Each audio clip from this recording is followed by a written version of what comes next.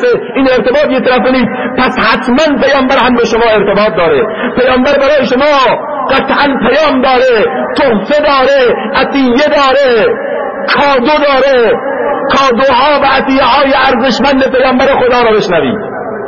به صورت مختصر 5 پیامبر خدا برای جوان قرن 21 داره. اینا رو خوب گوش بدن جوانان، حواستون این طرف باشه. پنکه به هر حال روشن میشه.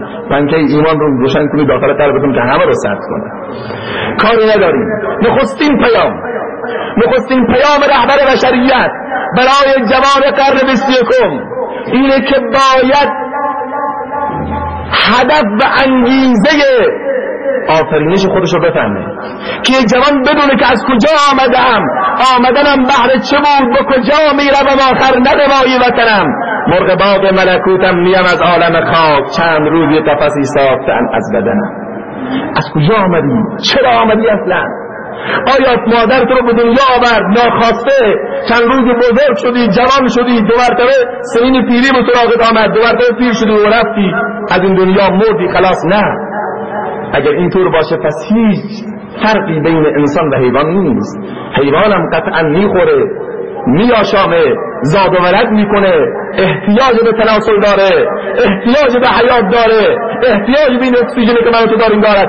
پس بنابراین چیزی که ممتاز میکنه بشریت را خود خدای عزوجل میره انگیزه آفرینش انسانه که و ما خلقت الجن والانس الا لیعبدون، من انس جن را فقط برای عبادت خلق کردم. و ما امروا الا لیعبدوا الله، امر نشدن بندگان بشریت مگر برای که خدا را عبادت کنند. حدیث قدسی یا عبادی ما خلقتكم لاستكثر بكم من قله ولا لاستعنس بكم من وحشه ولا لاستعين بكم على امر قد عجزت عنه. بندگانم من شما را خلق نکردم چون که کم بودم زیاد بشم، نه. من شما را خلق نکردم به خاطر اینکه میترسیدم شما را بیافرینم که انس بگیرم، هرگز. من شما را خلق نکردم چون که عاجز بودم بعضی از کارها را انجام بدم شما کمکم بکنید، خیر. انما خلقتكم، شما را برای چی خلق کردم؟ لتعبدونی طویلا و تذکرونی کثیرا و تسبحونی بکرة و اصیلا. من شما را خلق کردم تا شبها و روزها به یاد من باشید، صبح دم برخیز و عید ذکر حق بسیار کن. برو در باغ و بستانها به چشم سر نگاهی کن، برفتن مدح او گویم که آن معبود در حق است. اگر سر و اگر ناجو، اگر بید و اگر آلو، به ذکر او در افغانند که آن معبود بر حق است. چرا ای مرد که عاقل تو بی ذکر خدا باشی؟ به ترس از پرسش فردا که آن معبود در حق است. ما برای عبادت آمدیم، زندگی آمد برای بندگی، زندگی بی بندگی شرمندگی. در به صورت آدمی انسان بودی احمد و بوجهل هم یکسان بودی. آنچه میبینی خلاف آدمن نیستن، آدم خلاف آدمن.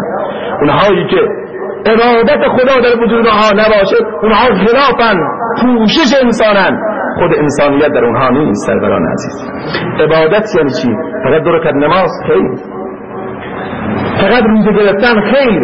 عبادت به معنای واقعی استسلام، انقیاد، فرمانبرداری از تمام فرامین خدا، یعنی از چراغ قرمزهایی که الله ذوالجلال در سر 4 راههای عمر شما روشن کرده بیگدار عبور نکنید، ترمز بکنید اونجا، سمت چپ و راست رو نگاه بکنید، چراغ که ثبت شد حرکت کنید. رعایت حدود خدا، رعایت قوانین الهی، رعایت سنن رسول خدا، اینو میگن عبادت.